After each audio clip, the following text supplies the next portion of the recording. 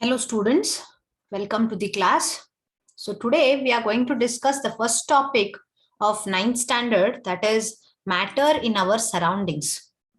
Okay, so basically what do we mean by matter? First let us try to understand that, and then we will go to what all we see in our surroundings. Okay, fine. So here what we are going to study is the introduction regarding matter. Everything in this universe is made up of materials, which scientists named it as matter. So earlier, when they were naming this, yes, they named all the material things. All the material things, they were named as what? Scientists named them as matter. Okay. So I can say that the entire universe, yes, the entire universe, if you speak about entire universe, if you see, yes, it is basically divided into two things. It is basically divided into two things. Yes, one is that which occupies certain space and has certain mass. Yes, which occupies space and has mass, that is called as matter. And another one is which does not occupy space and does not have mass, that is nothing but energy. Yes, so entire energy is divided into these two things. Or instead of calling it as energy, I will call it as non-matter. Yes, into non-matter, we have something called energy. Getting my point? Yes, so entire in science, we have subdivisions, like we have physics, we have chemistry, and we have biology. Yes, we are going to study science in these three criteria. Okay, so physics is that branch of science which deals about energy, that is non-matter. Chemistry deals with what? Matter. Yes, and biology deals with the life things. Bio stands for life. Okay, so when we speak about matter, what do we mean by matter? Okay, so earlier all the material things present in this universe, they were known as those materials, the scientists called them as matter. So when I take any example, what I do understand from it. For example, if I take a small piece of metal, okay, or if I take what you say, let me say I've taken a jar. In that jar, I have taken some amount of water into it. Yes, or you consider air particles in this balloon. Yes, or let me say I have taken glass, and in that glass I have water. Okay, so let me say this is a piece of metal, or you can take a rubber piece, anything, rubber piece you take. Yes, anything you take. Yes, then here you take say air filled balloon. Let me say this is a balloon which is filled with air. Then let me say this is a glass of water. So you can see here I'm just taking few examples here. Yes, whatever example you take, whatever things you see around you, consider any of those examples and just observe that when I keep that particular object on certain surface, will it occupy space or no? Yes. So any object, when it is placed on a surface, it occupies space, correct? It occupies that space. You take this piece of metal, keep it on the table, it will occupy that place. You take that piece and keep it on a floor, it will occupy that space. You take this balloon, air you have filled into it. Air you take out from that, it will fill into the atmosphere. You take out that and fill into another balloon, that balloon gets filled when you fill that air here, right? Or tire. Yes, how do you fill air? By pumping out the air from the pump is filled into the tire, yes or no? So it also occupies space. Take a glass of water, in the glass itself it is occupying space. Take it to another glass, it will occupy space in that glass, yes or no? So anything which occupies space and has mass is called what? Is called matter. It is called as matter. So all the material things are known as matter. It might be a piece of metal, it might be rubber, it might be eraser, it might be pen, it might be book, it might be the laptop, it might be the tab you are using, it might be cell phones, whatever you see, anything. Yes, it might be water, it might be the blood in our body. Yes, whatever it is, it occupies space, and the gas is filled in our lungs. They are also occupying the space in the lungs, right? So whatever occupies a space and has mass it is having or no? Yes, that is called matter. That is called matter. And this matter, it is based on two divisions. It is being classified. Yes, it is being classified based on two sub classes based on the properties what it shares. Okay, so I can write here matter. Okay, based on two things it is being classified. We can classify matter. Okay, what are those two things? So here, based on physical classification, it is being classified as physical matter or physical classification. Matter is classified in different ways, and chemical classification. Chemical classification. Okay. So in this topic, we are going to study both physical classification as well as chemical classification. Getting my point? Okay. So based on this physical classification, how the matter is being classified? It is being further classified into three more states. It is being classified into three states.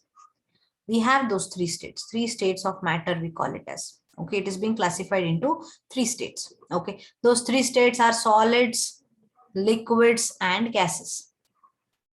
Liquids and gases. Okay, before going to this part, let us try to understand more about matter. Okay, then we will discuss what is solid, what is liquid, everything we'll discuss. So the matter is made up of very small particles, tiny particles. It is not continuous, but it is particulate. The matter is anything that occupies space and has mass. Particles of the matter have space between them and are continuously moving. Particles of matter attract each other. Okay, so let us discuss about this matter first. So when I said anything which occupies a space and has got mass is called what? It is called matter. Correct? It is called matter. So based on physical nature, yes, if I want to speak, I can say like this: physical nature of matter. Let us try to understand. Physical nature of matter. So what comes in this physical nature of matter? See, a physical property is that aspect of matter that can be observed. Yes, you can observe it. It can be observed or measured without changing. Without changing its composition, or you can say its chemical composition. That is nothing but physical nature. Now, what do I mean by this? See, let me say I have a piece of metal here. I want to see how much weight it is. I want to weight of that piece. What I will do, I'll just take that piece and place it on the balance. Yes, whatever balance you take analytical balance, you take a normal weighing balance, you take digital balance, whatever. You'll just place it on that balance and note down the weight, 9.5 grams and so on. Anything it might be, how much ever it is, correct? So here what you're doing, you're just observing or you're measuring something, that is the weight. Are you changing the chemical composition here? Are you changing? No, we are not changing any chemical composition. We are not changing the nature. Yes, chemical composition means what? You are not changing its nature, nor you are changing its composition. Correct? Yes. So this is nothing but physical, first concept, physical nature of matter. So physical nature, it is what? It is that aspect of matter that can be only observed or measured. You can look at this piece and say, what is the color of this? What is the color of this? Yes, you can just touch it and say, what is the nature of it? Whether it is crystalline, whether it is amorphous. Yes, crystalline means crystal-like. When you hold salt in between your fingers, how you'll feel? You'll feel crystals, right? Similarly, it is crystalline. Amorphous means when you hold the talcum powder which you apply to a face, that is very fine powder. So just looking, just by observing, you can say those properties are nothing but physical nature of matter. Second thing is, it is independent of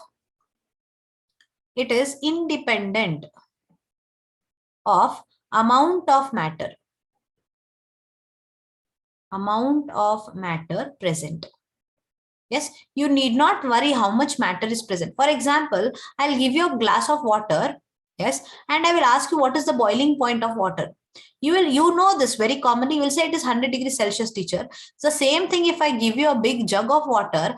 I'll ask you boiling point of water. It's still 100 degrees Celsius, right? Is it depending? This is physical property. Is it depending upon the mass? Here it was only 1 glass, so it is 1 degree. Here it was a big jar, therefore it is 10 degrees. Or one more something big vessel, if I take it will be 100 degrees. Is it so? No. It is not dependent upon the amount of matter present. So physical properties, they do not depend on the amount of the amount of the matter. How much amount you have taken? No, it will not depend on it. Yes, this is the second nature of physical nature of matter. Third one is, what does physical properties include? Physical properties include its appearance. As I said, whether it is hard, whether it is rough, just touching it, you can say whether it is soft, silky.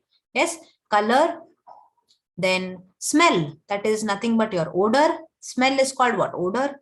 Even you can measure texture, whether it is crystalline or amorphous.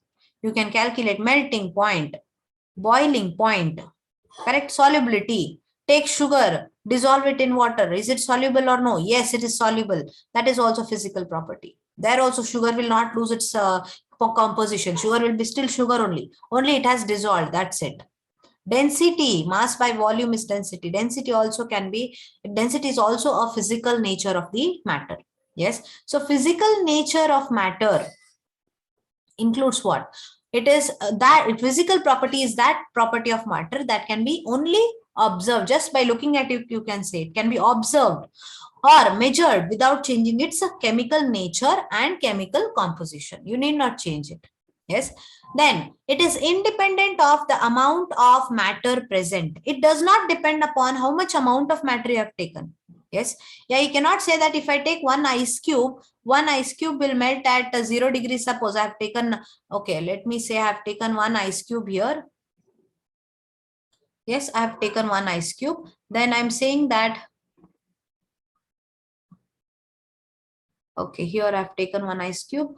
Then here I'm saying that it will melt at 0 degrees Celsius. And then if I take 10 ice cubes, will all of them melt? Will all of them need 10 or 100 degrees Celsius to melt? No, they all will melt at 0 degrees Celsius only. So how much amount of substance you have taken, it is not dependent on that. What is not dependent? The physical properties of the matter. The physical properties of matter are not dependent on the amount of substance present. So it is independent of the amount of matter present. Then physical properties include what? It includes appearance, color, odor, texture. Odor means what? Smell. Texture means crystalline or amorphous. Yes, melting point, boiling point, solubility, and density. So this is all about physical nature of matter. Moving to matter itself. Yes, matter. Now, what is matter? Just now we have defined anything and everything. Yes, it might be anything and everything in this universe which occupies a space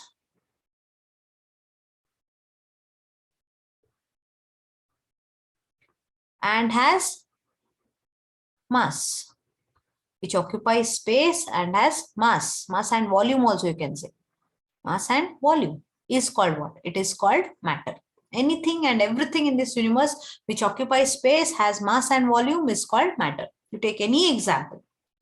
And when we speak about this matter, everything that we touch, that we see, that we hear, that we taste, yes, or smell, in some cases, or feel, air, we feel it, right?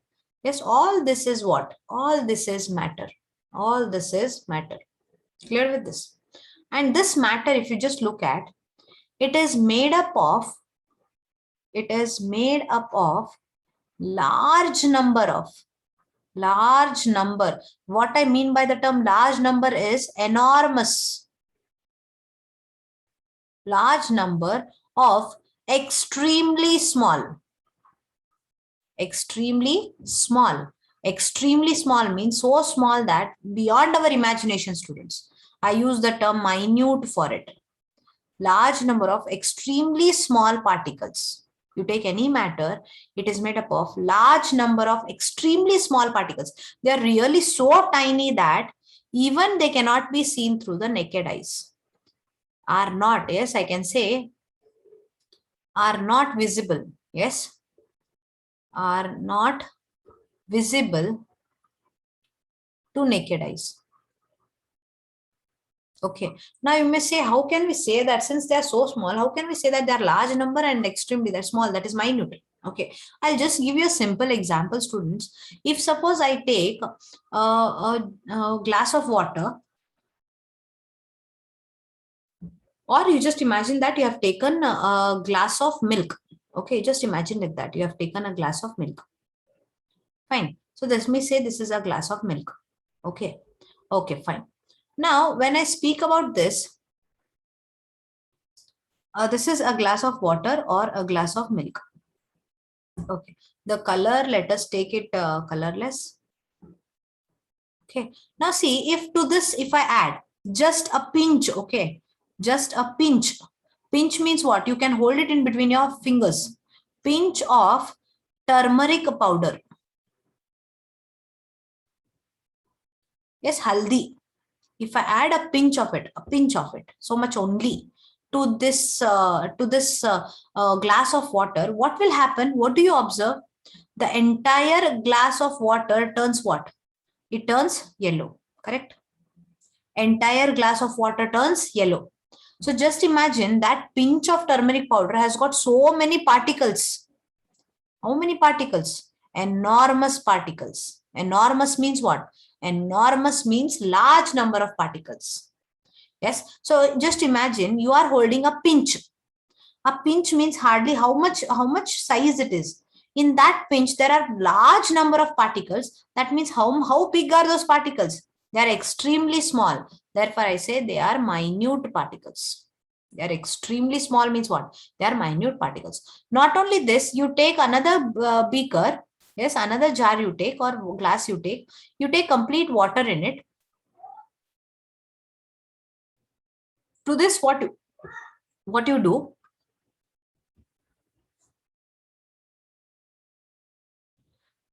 Yes, to this, what you do? You add a pinch of, we have a chemical compound, just a pinch, a small pinch, okay, between your two fingers, how much you can hold? Less than that, a pinch of potassium dichromate, K2Cr2O7. Yes, or KMNO4 you add powder. If you add KMNO4, entire solution becomes pink here. Entire solution becomes pink, or I can say it becomes violet. Okay, pinkish violet. Or if you add K2Cr2O7, it becomes entirely orange. See, just a pinch is having so much of particles. And how big are the particles? They are extremely small. Therefore, I say the first property, the first characteristic, I can say. Yes, the characteristic of matter. If we discuss the characteristics of matter, yes. So when I discuss the characteristics of matter, the first characteristic is what? Matter, you take any matter, yes, it is made up of large number, yes, large number of minute particles. Minute means what? Extremely small particles called, they might be called as atoms, they may be called as molecules. Okay. And these particles of which the matter is comprised, it influences the states of properties, states and properties, physical and chemical properties. Okay. So this is the first point. Understood? It is made up of large number, enormous number of extremely small, that is minute particles. Okay. Of matter. And they are so small that they are not visible even to our naked eyes. They are not even visible to our naked eyes. Okay. Then moving to the next one. These particles, what are present in matter? Okay. The particles of matter, the particles of any matter, okay, the particles of any matter, they have spaces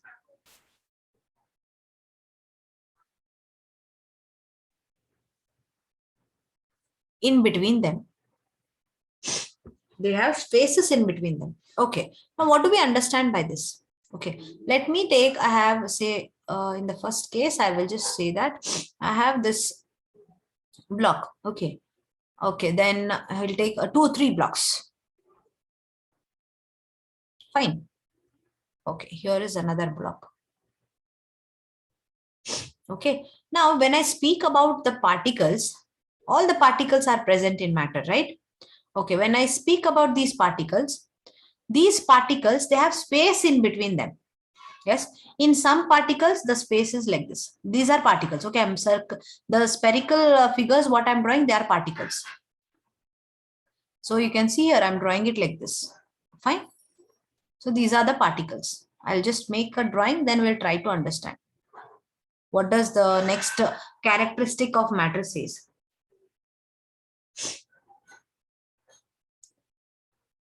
So these are the particles, what I'm drawing. This is in one example I've considered. Fine. Then because this is very important, if you understand the characteristics, then understanding the states of matter doesn't become difficult. Next concepts of matter doesn't become difficult. Okay. Okay, and here is another example.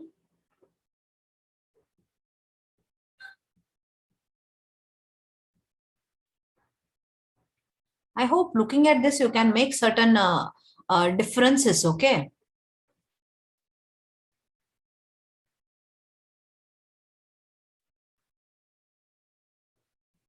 And here is another example.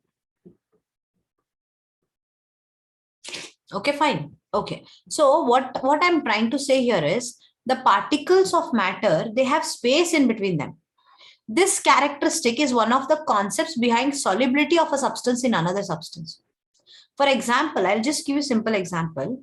When you take a glass of water, yes, let me say this is water, and you have added sugar to it, or you have added salt to it. What will happen? The sugar will dissolve in water, or the salt will dissolve in water. Yes, sugar or salt dissolves in water. Dissolves in water. Now the question is why it dissolves or how it dissolves. The reason how it dissolves is water has some space, water molecules, they have got spaces in between them. And these sugar particles or salt particles, they will go and accumulate those spaces. Understanding? So, dissolubility of a substance in another substance. Yes, what I'm saying here, solubility of a substance. Of a substance in another substance. In another substance is due to what? Is due to the reason that the particles have got spaces of this. This is water particles. Then the sugar particles, what I have added, they will go and occupy the spaces in between the water particles. Getting? Therefore, they will dissolve in water. Therefore, what will happen? They will dissolve in water, not only sugar, salt also, whatever dissolves in another substance. Therefore, this property of particles having the space in between them, it is the characteristic of explaining solubility of a substance in another substance. So on dissolving sugar in water, is there any rise in the water level? Will the water level increase? No, there is no rise in the water level because the sugar particles get into the spaces which are present in between the particles. I call those spaces as interparticle spaces. What do I call it as? Interparticle space. That means a space between the two particles. Sugar particle will come and occupy here.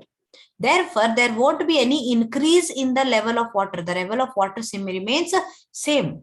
So they get sugar particles or salt particles. When they are dissolved in water, they will get into the spaces in between the water particles, in the interparticle spaces between the water particles. Getting my point? So particles of matter have got spaces. Now, if you see here the interparticle space is very less. Interparticle space or a distance between the two particles, you can say, or interparticle distance also you can say. Interparticle distance is very less, correct? It's very less distance. Here, there is some interparticle distance. Interparticle distance or interparticle space you can say. And here, the interparticle space is very much large. Distance is large. So it varies, is large. It varies, but there is some interparticle distance. There is some interparticle distance. So what is the second characteristic? Particles of matter have spaces in between them. And this is the characteristic what? It is this characteristic, it is the concept behind solubility. Solubility of a substance in another substance. In another substance.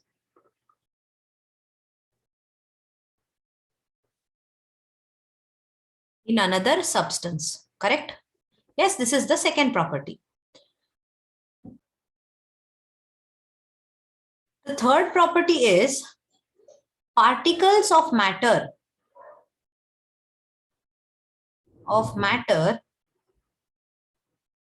are always in motion. They are always in motion. What does that mean? They are continuously moving. Yes, the particles of matter, yes, you consider any particle of matter, they are continuously moving. They are continuously moving. They are continuously moving. So particles of matter, they show continuous random movement, we say. Continuous random movements. So why do I say random movements? They do not go in only one direction. Yes, if they are moving, suppose this is a matter, if it is moving in this direction, it may change its direction also. Yes, it may go in any direction, but so therefore I use the term they are in continuous and random movements. They are having random movements. They are moving continuously. Now, why they are moving continuously is because, see, when something is moving means what? It is possessing some energy. And the energy possessed by an object due to its motion. We know about some points about energy, right? Energy possessed by object by the virtue of motion, that is movement, is called what? What it is called? It is called kinetic energy. Kinetic energy. Yes. So here particles of any matter you take, they are continuous. They are in continuous random movements. Why? Due to the kinetic energy. Due to the kinetic energy they possess. So because of the kinetic energy what they possess, the particles of matter are in continuous random movements. Random means what? They move in zigzag fashion. Yes, they move in zigzag fashion, but they always move in a straight line. See here, this is not going like this. No, they move in straight line, but in zigzag fashion. Understanding? And that random movement is due to the kinetic energy they possess. And for different particles, different matter, the kinetic energy differs. If the kinetic energy is more, they are moving very fast. If the kinetic energy is less, they are moving very slow. I can quote you an example for this. If your mother is preparing food in the kitchen, you can smell it sitting even in your living room or in your dining hall or in your study room also. You can get the smell. Why? Because the particles of that fragrance, they travel so fast and reach our nose. Understanding? So they are dependent on what? They are dependent upon the kinetic energy. Greater the kinetic energy, greater is the movement. Yes. So this is the second point. So what does this point says? The particles of matter are always in motion. Now, why do they have motion? What type of motion they have? They have continuous random motion. Motion means what? Movement. And which is due to what? Due to kinetic energy what they possess. Kinetic energy they possess. So because of the kinetic energy they possess, they are in continuous motion. Yes, I can further explain you also. Further also what I can explain you is, suppose these particles are moving. So they have some kinetic energy. Now, if I suppose I have them in the container, if I increase the temperature, what will happen? The motion will increase. That means the kinetic energy will increase. Therefore, if you increase the temperature, what will happen? On increasing the temperature, the kinetic energy of particles increases, also increases. Yes, therefore the particles will move with much speed, with much energy. Understanding? So only I can give you the example here. Your mother, when she is preparing the food in the kitchen, she is heating it, she is boiling it, she is frying it, she is doing something with it. You will get the smell even if you are sitting in the living room, in your study room. Yes, the same food, what is being prepared, okay, the same food, if you keep it in refrigerator, at night the food remained. So what we did, we kept it in the refrigerator. Morning you take it out and try to sit in the living room and take the smell of that. You will get the smell? No, because in the refrigerator there is a reduction, there is decrease in the temperature. So even if you take it near your nose also, strongly when you smell, you will get the smell. Otherwise, you will not get the smell. Understanding? Therefore, very important point, increase in the temperature, the kinetic energy of the particles will increase. The kinetic energy of the particles will increase. Yes. Okay, this is the third point. So a rise in the temperature, I can say a rise in the temperature increases the kinetic energy of the particles. Yes, can I say like this? A rise in the temperature. Yes, a rise in the temperature increases kinetic energy of particles. So when it increases the kinetic energy of the particles, what will happen? They will move still strongly. So making them move more vigorously, correct? Making them move more vigorously. So this is the effect of temperature on the kinetic energy. Okay. Next important characteristic of matter is that particles of matter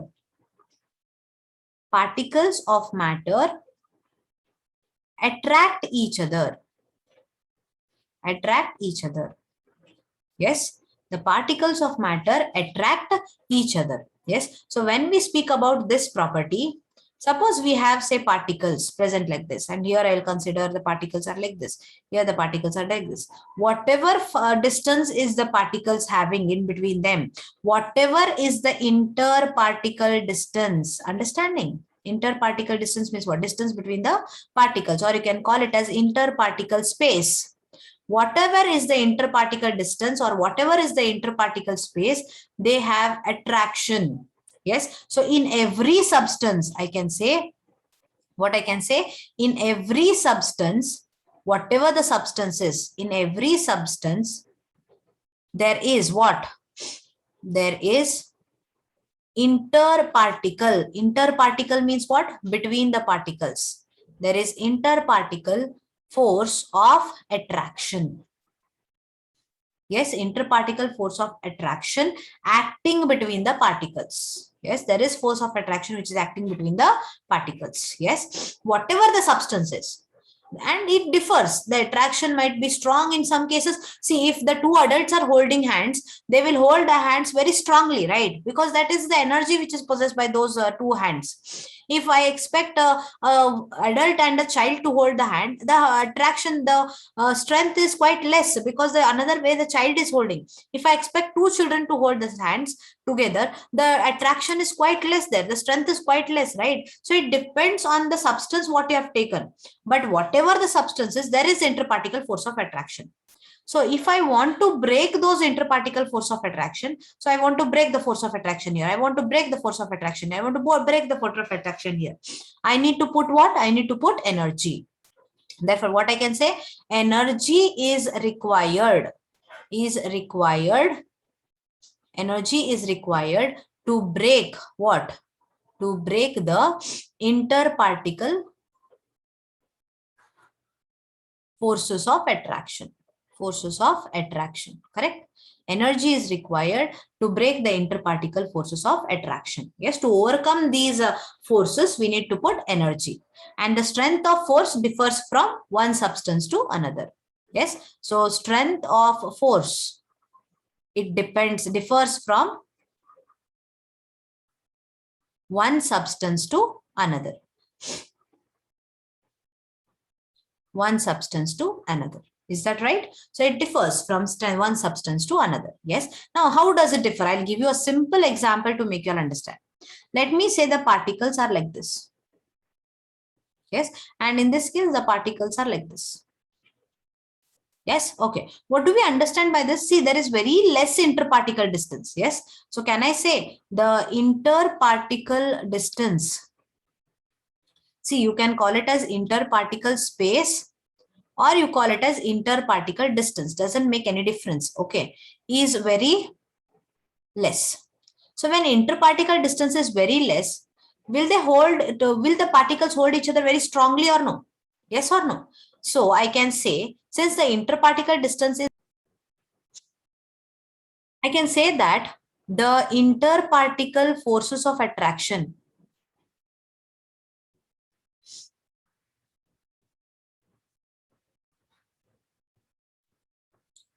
are very strong. Correct? Strong you say, high you say. Yes, since the particles are very close to each other, the force of attraction are very strong. So when the forces of attraction are very strong, can you break such particles easily? No. So what I say, more energy is required. Yes, more energy is required to overcome,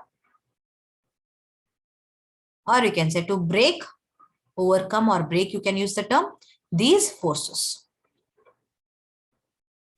Yes, these forces of attraction. Understanding? Okay. Second criteria.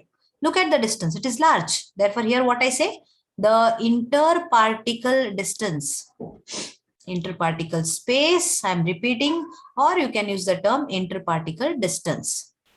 Yes, is large.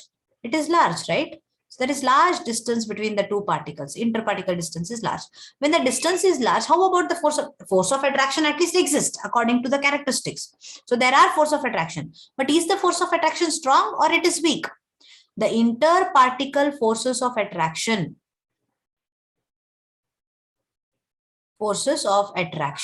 are what? Are weak, correct? They are not strong, they are weak. The interparticle force of attraction are weak. So when the interparticle force of attraction are weak, can I break it? Can I use more energy to break it, or I just need less energy to break it? Yes, I need very less amount of energy. So less energy is required for what? Is required to overcome these forces. You can call it overcome, or you can call it break, to overcome these forces. Is that right? So this is the dependence of interparticle space and interparticle force of attraction. If the interparticle space is more, interparticle forces of attraction are strong.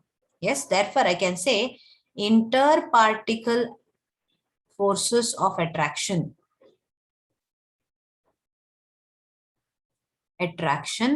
are what? They are inversely proportional to interparticle spaces. Interparticle spaces. If the space is less, force of attraction are more. If the space is more, forces of attraction are less. Forces of attraction are less. And this differs from what? It differs from the strength of the forces of attraction differs from one substance to another. It differs from one substance to another. So what is this last point? Particles of matter, they attract each other. They attract each other. They do attract. Whether they are far, whether they are near, they do attract. But when they are very near, the attractive force is very strong. When they are far, the attractive forces are very weak. So these are what? These are the important characteristics of matter. So what is the first one? Matter is made up of large number of minute means what? Extremely small particles. How much small? They are not visible. Visible means what? Cannot be seen. Through what? Through bare eyes, or you can call it as naked eyes. Through your naked eyes, you cannot see the particles. Yes. What is the next point? Particles of matter have spaces in between them. Yes, they have got spaces. That's the reason when you put a pinch of turmeric, that is haldi, in a glass of water, the entire glass of water becomes yellow. Why? Because between the water molecules, that haldi, that turmeric powder particles go and accumulate the places. Yes, or if you put a drop of ink also, what will happen? A small drop of ink, you put it in a glass of water, entire glass of water becomes blue. I don't say it becomes dark blue, it becomes blue, right? White. And will the volume of water increase? Will that become from 5 ml to say 5.1 ml, 5.2 ml? Will it become like that? No, it will not become. Why? Because that ink particles, they will go and occupy spaces in between the water particles. So with this experiment, we can say that the particles of matter, they have spaces in between them. They have got spaces in between them. And this accounts for what? Because of this characteristic only, there is solubility of a substance in another substance. That's the reason a substance dissolves in another substance, because they have got spaces in between them. And when a substance dissolves in another substance, like for example, when sugar dissolves in water or when salt dissolves in water, there is no change in the volume. The volume does not increase or decrease. The volume remains same. The volume remains same. Therefore, we say there is no change in the volume. There is no change in the volume. Okay. Then third point, particles of matter are always in motion. They're always moving. Yes, you may have questions on these concepts also. When we talk about when the particles are very strongly held with each other, how they are moving? They are moving. We'll discuss it when we come to the states of matter. There we'll discuss it. But they are always in the state of motion. So that motion is how? It is continuous random motion. And it is due to what? It is due to the kinetic energy which is being possessed by the particles. Okay. And this kinetic energy is affected by the temperature. If you increase the temperature, the kinetic energy of the particles also increases. So when the kinetic energy of the particles increases, the particles will move still strongly, will move still vigorously. Therefore, we say a rise in the temperature increases the kinetic energy of the particles. Yes, making them more vigorous, more vigorous. Yes, making them to move more vigorously. Yes, and depending upon this kinetic energy of the particles also, we have different substances. In some substances, the kinetic energy of the particles of matter is very less. So their motion is very less. In some substances, the kinetic energy is very high. Like for example, the smell what you take. Even if you put agarbatti in the temple room, the entire house, the smell of agarbatti gets spread. Yes. So only we say the movement of the particles is random.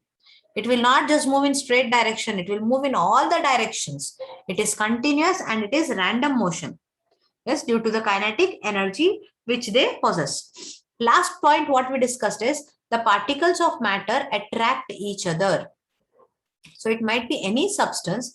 The particles present in the matter, they have forces of attraction. They have got forces of attraction, and that forces depend on what? That forces depend on the distance between the particles. If the distance between the particles is large, the forces of attraction are less. If the distance between the particles is less, the forces of attraction are strong. The force of attraction are strong. So interparticle space or distance is very less. Interparticle force of attraction are very strong. When the particle force of attraction are so strong, you need to put more energy to overcome those forces. When I say I need more energy to overcome those forces, I can say that the strength of that substance is high. Strength is high. Yes, strength is high. So if the interparticle space or distance is large, then the force of attraction are what? They are weak. Correct, they are weak. So less energy is required to overcome the forces. So strength is what? Strength is less. Strength is less. Yes, strength is less. Is that right? So this is about the characteristics of the states of matter. Characteristics of the states of matter. Okay, so let us see what we have in our slide here. So particles of matter have spaces between them and are continuously moving. Particles of matter attract each other. So based on this, we have three states of matter. Depending upon these characteristics, we can group matter into three states. Yes, we can group matter into three states. Okay, so which are those three states? So we have, based on physical classification. Yes, based on physical classification, matter is divided into three states. Yes, for our study in this topic, we have only three states. Yes, the three states, they are called as three states of matter.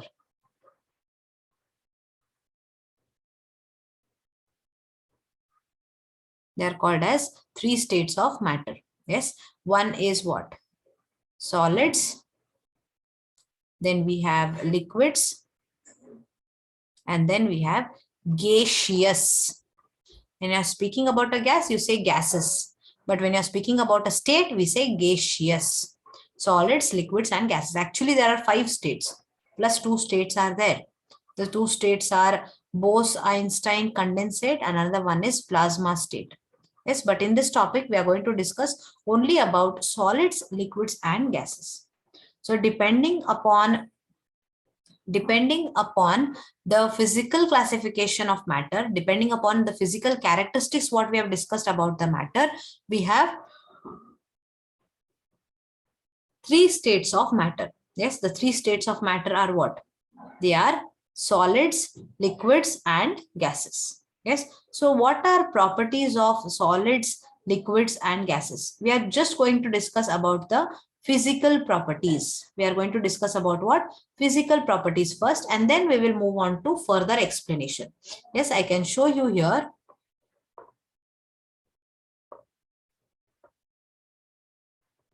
Yes, this is, see, matter. It is classified into 3 states: solids, liquids, and gases. Correct? You can see here. So physical properties of solids, liquids, and gases. So matter is being divided into 3 states: solids, liquids, and gases. And these are what? These are the properties of these 3 states of matter. Yes, we are going to discuss all these properties in our class now. Okay, fine. So when we speak about solids, what all things we come under?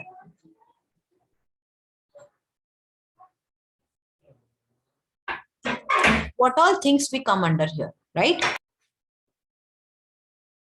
So matter is classified as solids, liquids, and gases on the basis of what? On the basis of interparticle arrangements and interparticle forces of attractions. Yes, based on the interparticle arrangement and the interparticle forces of attraction. As I said, can you observe here? Here, if you see, these are the particles. The spherical things, what you are seeing are particles.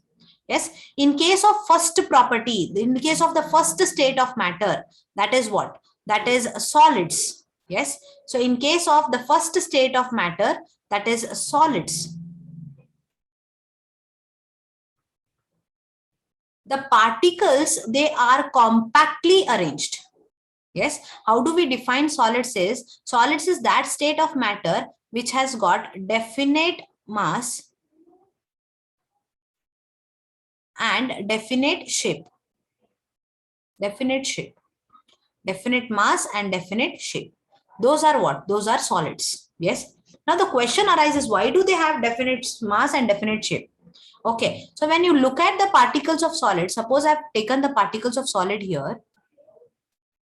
I'm taking solid here and I'm drawing the particles in this solid. If you just look at this, just looking at the diagram, you can make the understanding about the interparticle distance, that is space, and interparticle force of attraction. Correct? So based on this interparticle forces of attraction and interparticle distances, the matter is being classified as the 3 states. And this is what we are going to discuss, the first one. that is solids. And because of this interparticle distance and interparticle force of attraction itself, students, the other properties also vary. The other properties also vary. So you can see here, the particles are how they are compactly arranged, I say. Yes, before saying compactly arranged, why do I use that term compactly arranged is, you can see the interparticle distance. The interparticle distance in solids, yes, in solids is how it is least. Can I say it is least? Very less means what? Least. Yes, there is very, very, very less distance between the particles. So since the interparticle distance is least, the interparticle forces of attraction, how are the interparticle force of attraction? The interparticle forces of attraction are very strong, correct? They are very strong, or you can say they are strongest. Understanding? So when the interparticle forces of attraction are strongest, I can say they are held very tightly. They are held very tightly. Or what are held tightly? The particles are held very tightly. Yes. So since the particles, can you see here, the particles very tightly they are being held. Since the particles are held very tightly, I say the solids have got what? Solids have compact arrangement. Solids have compact arrangement of the particles. Understanding? Compact arrangement of the particles. See the particles, how compactly and perfect arrangement they have.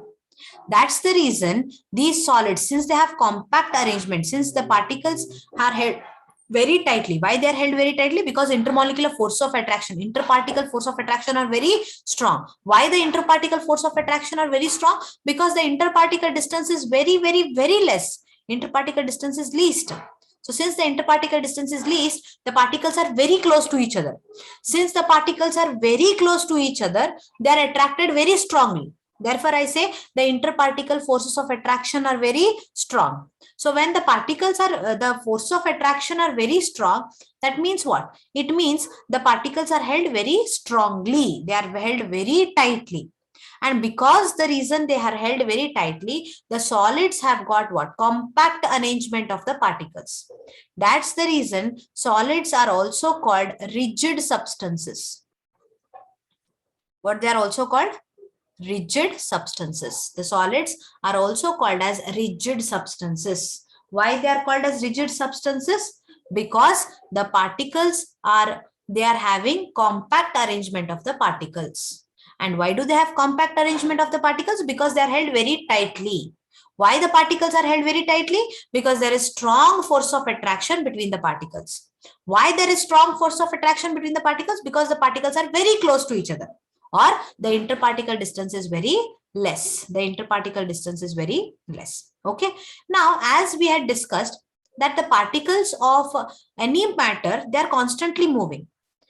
The particles in solids also, particles in solids, yes, particles in solids are also moving continuously. Moving continuously. Now the question arises in your mind. When they have compact arrangement, when they are held very tightly, see what you do, you take, you make all the students stand one beside other, you make them packed in one row and ask them to move. Can they move easily? Can they move here and there very easily? No, the movement becomes difficult. But the characteristics of a matter, it might be any matter, right? Solid, liquid, gas, any matter. The characteristic of matter says what? The characteristic of any matter says the particles are moving. And here also I say the particles of solids are also moving continuously and randomly. Now the question arises, continuously if they are moving, then how they are moving? Yes, I don't say that the particles leave their place and move to another place in case of solids.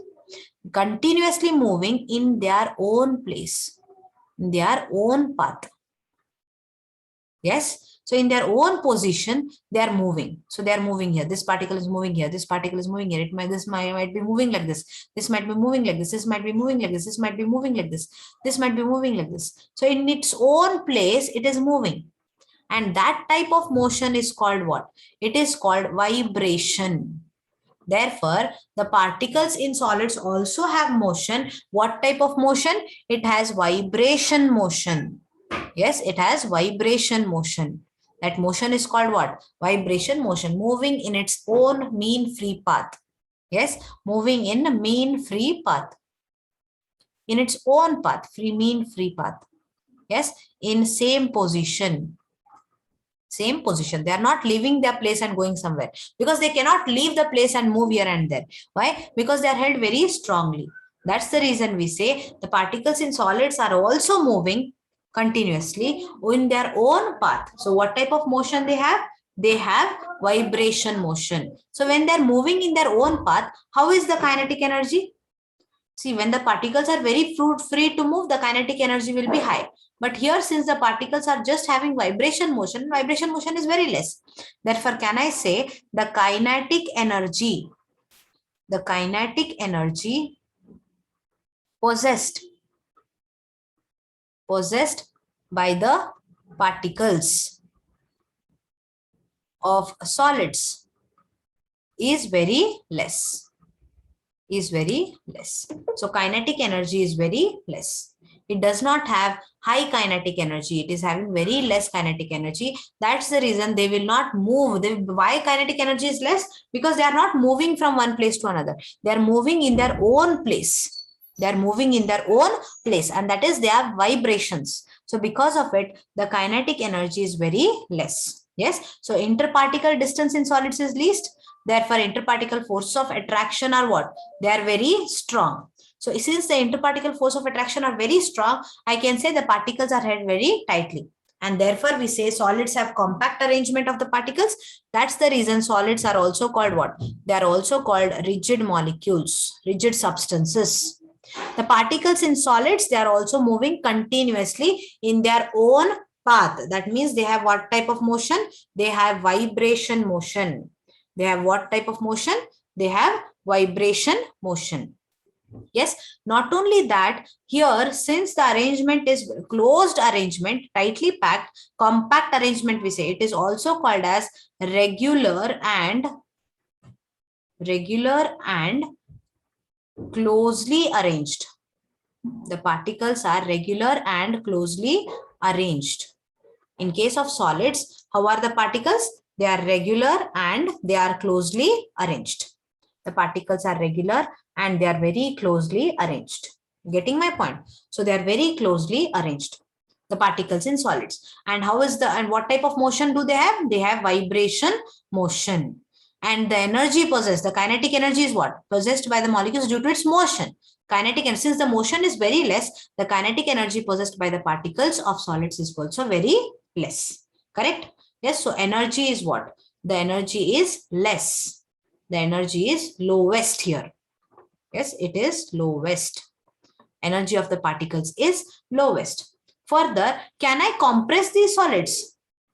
Yes, they are incompressible. The compressibility of solids. Can you apply pressure and compress the solids? Yes, that is called compressibility. Pressing, take a metal block and press it. Can you do it? No. It is very difficult to compress the solids. You cannot compress the solids very easily. Therefore, we say solids are incompressible. What they are? They are incompressible. I cannot apply pressure and I cannot compress the solids. No, they are incompressible. And can these solids flow? Like how water flows?